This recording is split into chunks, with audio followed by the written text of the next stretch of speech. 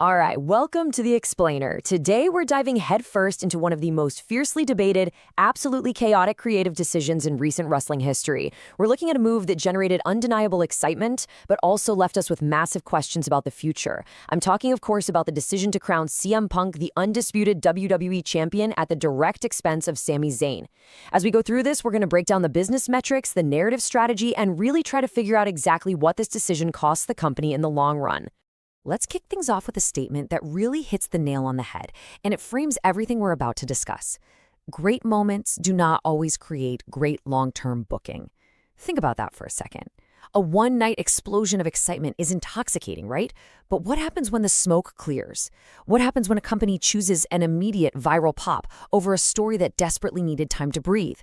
Let's look at the night in question. Because while, let's be absolutely clear here, CM Punk winning that undisputed WWE Championship from Sami Zayn was undeniably huge. As an isolated moment, it was electric. You had the monumental return, the absolute deafening roar from that Chicago crowd, the sheer visceral shock factor, and just a heavy wave of nostalgia. Seeing the visual of CM Punk holding WWE's biggest championship once again, all of that works on a primal adrenaline-fueled level. It's wrestling magic. So let's break this down starting with Section 1. The ultimate short-term pop. You absolutely cannot ignore the immediate upside to Punk's victory.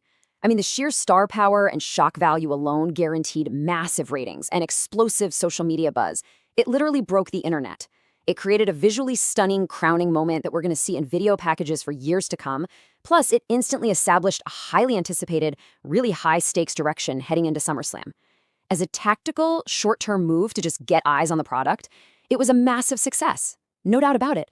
But there's a flip side. Let's get into Section 2, Sami Zayn's stolen legacy. We really have to remember the context here. Think back to Night of Champions. Sami winning that undisputed title wasn't just some standard title change. It was a massive emotional peak. It was his first proper world title crowning after literally years of grinding. Sami Zayn had organically built himself into one of WWE's most emotionally connected babyfaces.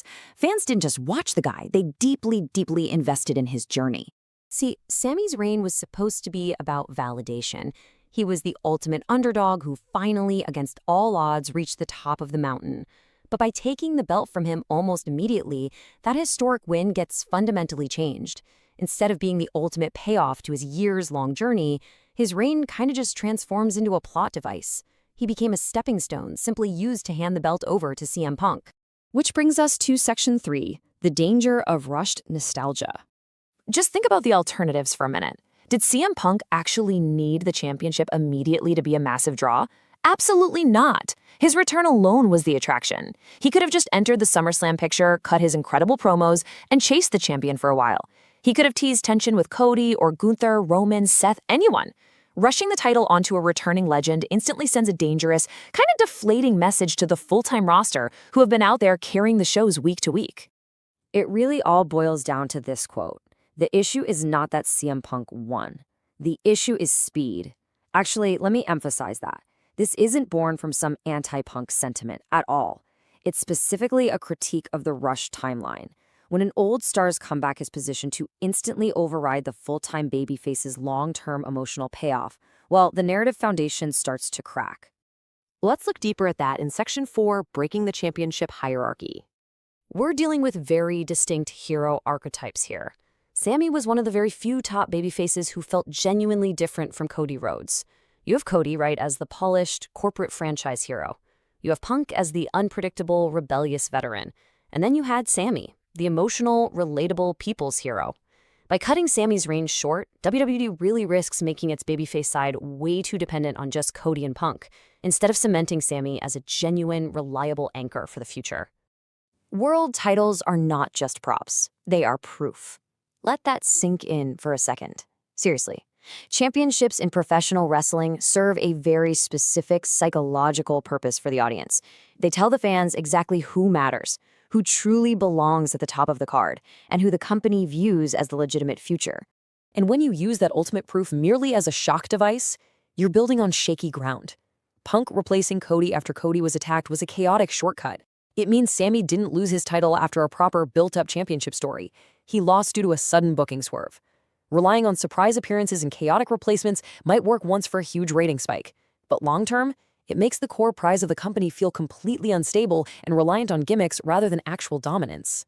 All right, moving into our final part, Section 5, Moment versus Legacy. The connection people have with Sami Zayn is just so deeply emotional.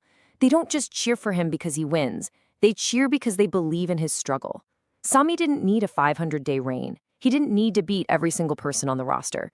But he needed enough time. Just a few weeks of promos, a few major defenses, a real program built around him, for the audience to feel like their years of emotional investment actually meant something. Which leads us to this incredibly tough question. Did Sami Zayn become just a bridge to get to CM Punk? Think about that from the perspective of a fan who invested years into Sami's story. When the ultimate underdog finally wins the big one, only to get the rug pulled out from under him in a flash, it risks deeply frustrating the exact audience that gave the character his power in the first place. It removes the hero from his own story. So what's the final verdict here? Well, it's a delicate balance. CM Punk winning the title is not a disaster by any stretch. It guarantees undeniable short-term buzz, ratings, and a massive SummerSlam. But there's a catch. WWE absolutely must do the work to repair the damage to Sami's credibility. They have to keep him in the main event picture. Because if Sami just disappears back into the mid-card, then the shocking title change is going to age terribly in the eyes of history. I want to leave you with this final, really powerful thought. CM Punk winning the title gave WWE a moment, but Sami Zayn keeping the title could have given WWE a legacy. Wow, that forces us to ask what we really value as viewers and what the company truly prioritizes. Is the ultimate short-term pop always worth the hidden cost? Thank you so much for joining me on this explainer. I hope this helped you see the full picture behind the chaos. Let that question linger and keep analyzing what you watch.